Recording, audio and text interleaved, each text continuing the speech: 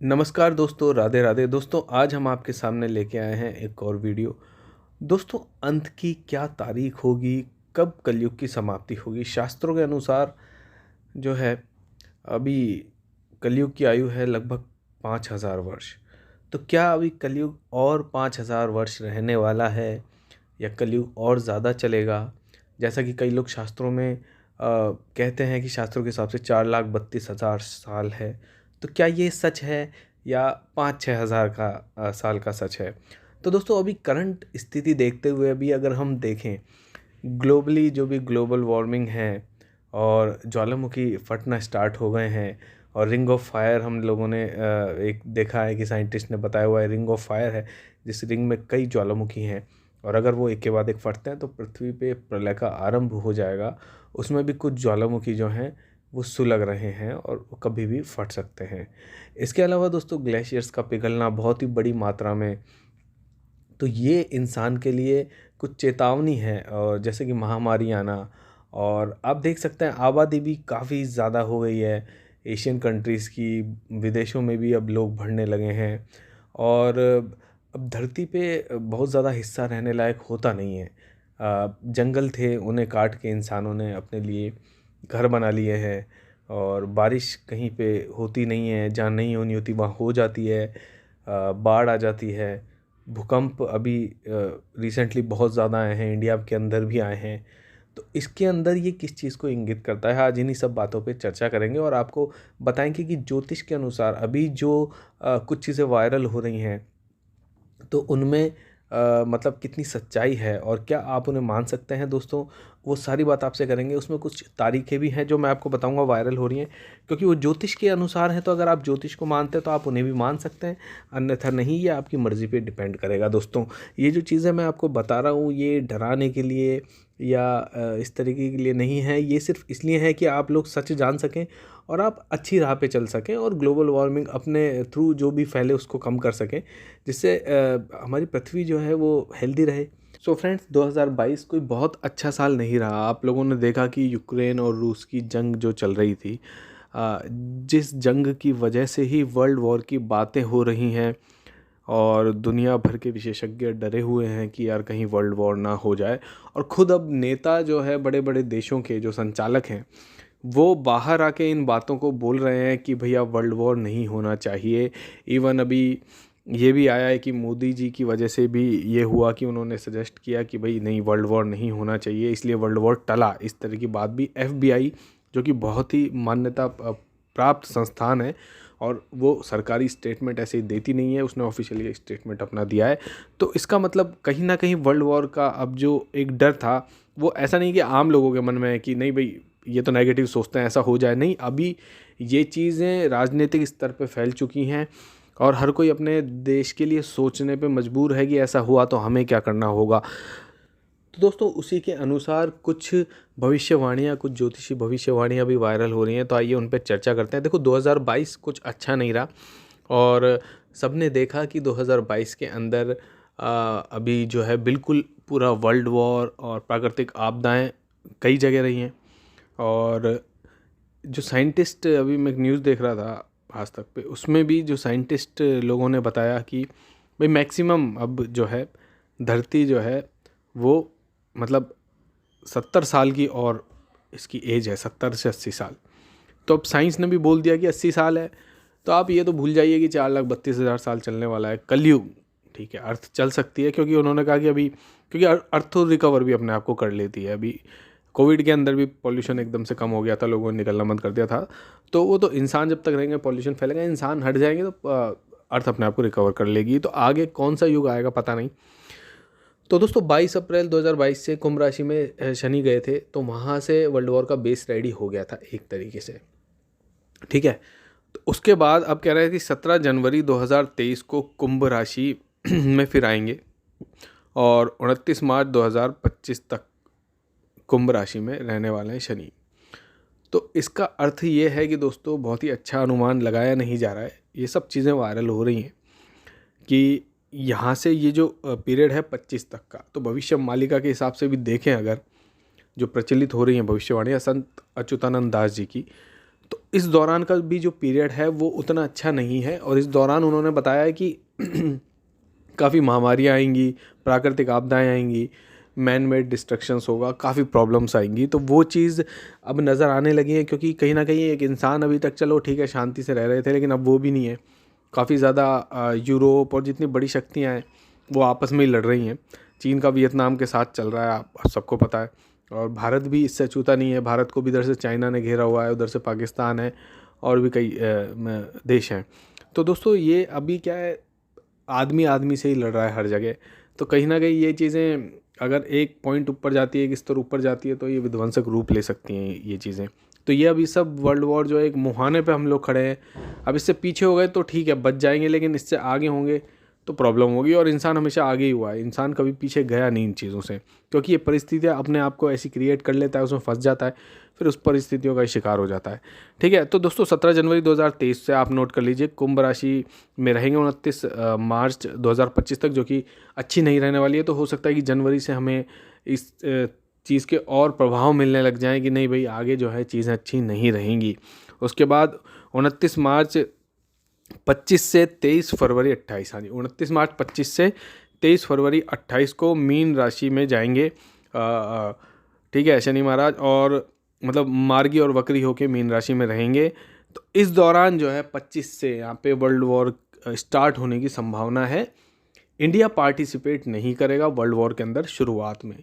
अब जो भविष्यवाणी थी वो ये थी कि इंडिया जो है वो लास्ट के 13 महीनों में, जब वर्ल्ड वॉर ख़त्म होने वाला होगा, वहाँ से एंड डेट से पिछले 13 महीने के अंदर भारत को मजबूरन वर्ल्ड वॉर में शामिल होना पड़ेगा, क्योंकि भारत के ऊपर खतरा आ जाएगा, क्योंकि चाइना के साथ 13 अन्य देश मिलके, मुस्लिम देश मिलके हमला करेंगे भारत के ऊपर, जिससे कि क्या होगा कि भारत को अपनी रक्षा के लिए आना पड़ेगा, और वो युद्ध बड़ा विध्वंसक होगा, और भारत की उसमें जीत हो जाएगी, और भारत उसमें एक शांति का केंद्र भी बन जाएगा, और विदेशों में भारत का लोहा माना जाएगा, और उन्हें ये पता होगा कि नहीं, इंडिया ही है जो शांति स्थापित कर सकता है, और इंडिया को शांति का केंद्र माना जाएगा।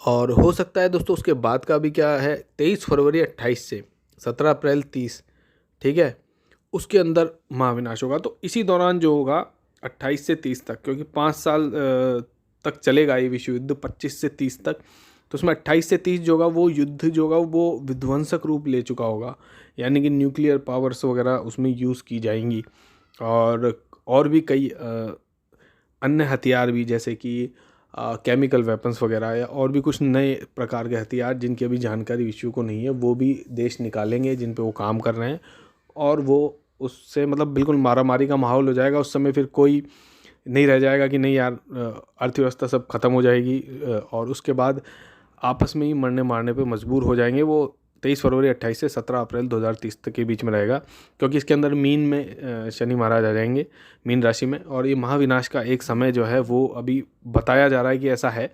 अब कितना सही है गलत है तो वक्त बताएगा, लेकिन जो ज्योतिष के हिसाब से जो लोग बता रहे हैं, मैं वो आपको इन्फॉर्म कर रहा हूँ।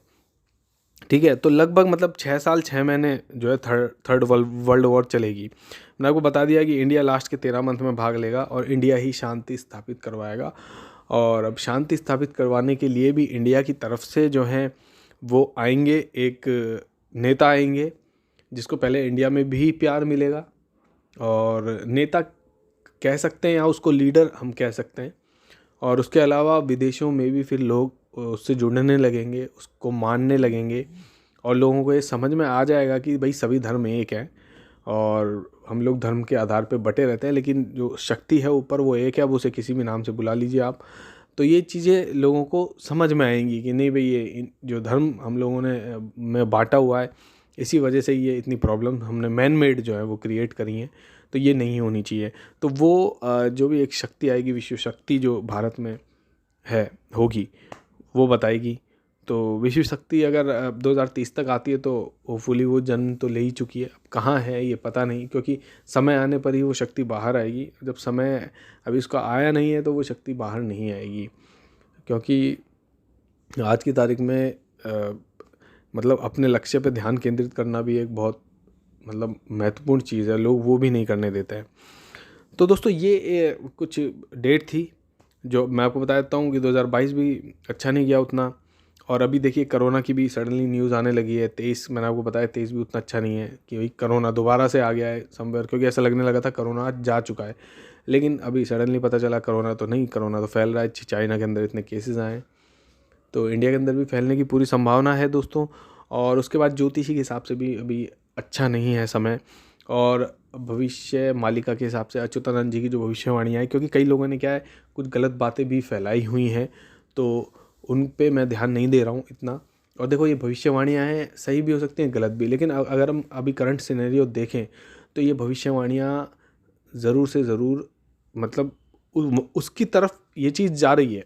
हम ऐसा कह सकते हैं कि हाँ यार, चीज़ें जो है वहाँ जाती हुई नज़र आ रही हैं, क्योंकि कहीं ना कहीं मैन मेड जो वर्ल्ड वॉर का था वो था सडनली अभी 2025 के अराउंड। तो मैं खुद सोचता था आज से 3 साल पहले कि यार वर्ल्ड वॉर की तो कोई परिस्थिति ऐसी है नहीं, तो वर्ल्ड वॉर अचानक से वर्ल्ड वॉर क्या होगा, क्या वर्ल्ड वॉर हो जाएगा, कैसे हो जाएगा।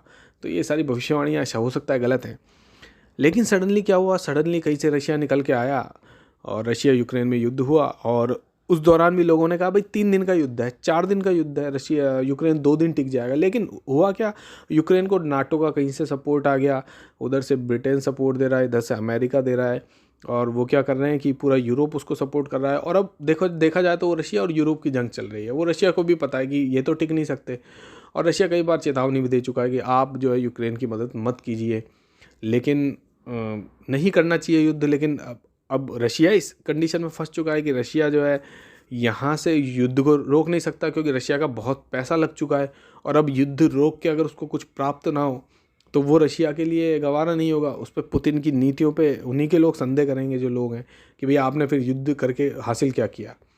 और यूक्रेन की स्थिति हो गई है कि यूक्रेन ने अपनी बेवकूफ़ी से सब गंवा दिया है। वो पहले अगर मान लेता रशिया की तो शायद अभी उनके लोग बागों के घर बार उजड़ते नहीं, लेकिन उन्होंने अपना पूरा देश बर्बाद करवा दिया, सिर्फ अपने एक हट में कि नहीं हम यूक्रेन इससे रशिया से झुकेंगे नहीं। और अब राजनीतिक खेल पूरा ये हो गया है, क्योंकि इसके अंदर आप देखेंगे कि पूरा राजनीतिक खेल है, और नाटो भी घुस के राजनीति पूरी कर रहा है। तो ये आपस में राजनीतिक खेल चलेगा, और राजनीतिक खेल जब होता है ना तो वो लंबा चलता है, और इसमें और भी लोग उलझते हैं। अभी देखिए बीच में चाइना का भी नाम आने लगा, लोग इंडिया की तरफ भी देखने लगे कि इंडिया क्या स्टेटमेंट दे रहा है। तो इस तरीके से बाकी लोग भी इससे छूते नहीं रह सकते, उन्हें भी शामिल होना पड़ता है कहीं ना कहीं। आप शुरुआत में भले ही बोल दें कि नहीं हमें कोई मतलब नहीं है, लेकिन बाद में आपको भी आना पड़ेगा, क्योंकि अगर वैश्विक कोई मुद्दा होता है तो सबको आना पड़ता है। तो अभी देखिए ये चीज़ आगे अब होपफुली 2023 में मुझे लगता है कि ये चीज़ थोड़ा सा ज़ोर और पकड़ेगी, और इसके और कुछ परिणाम आएंगे, और 2025 होते होते आपको पता चलने लग जाएगा कि हाँ ये परिवर्तन का युग है, और यहाँ पे कुछ ना परिवर्तन हो रहा है विश्व के अंदर। तो वो चीज़ आपके समझ में आ जाएगी कि हाँ भैया ये परिवर्तन हो रहा है। तो इसीलिए आपको बोलता हूँ कृष्ण का नाम भजो, राधे का नाम भजो, अपना भगवान को मानो, और अपना समय जो है भजन में व्यतीत करो, अच्छी अच्छी बातें सुनो। और देखिए जो विश्व को मिटना है, कलयुग जाना है, जंग होनी है, वो तो होती रहेगी। आपके मेरे सोचने कहने से कुछ रुकेगा नहीं, क्योंकि देश की कमांड जो है कुछ और लोगों के हाथ में होती है, उसमें आम आदमी अब कुछ कर नहीं सकता। लेकिन हम लोग एक दूसरे की मदद कर पाएँ और भगवान को याद करें, और इस बुरे वक्त में वक्त अच्छा बुरा होता है लेकिन कोई बात नहीं, भगवान कृपा हम पे बरसाएं। बस मेरी यही एक मतलब उम्मीद मैं रखता हूँ, और आप लोगों से भी यही उम्मीद रखता हूँ कि आप लोग भी भगवान का सुमिरन करें। और इस वक्त को, ये वक्त बार बार नहीं आता, अगर इस तरीके से हो जाता है तो आगे कोई कुछ कर नहीं पाएगा। इसीलिए भगवान को भी, आपके पास समय अच्छा है तो अभी आप याद करें और भगवान की भक्ति में खो जाएं दोस्तों। राधे राधे। और कुछ नया अपडेट होगा आपके सामने ज़रूर लेके आएंगे।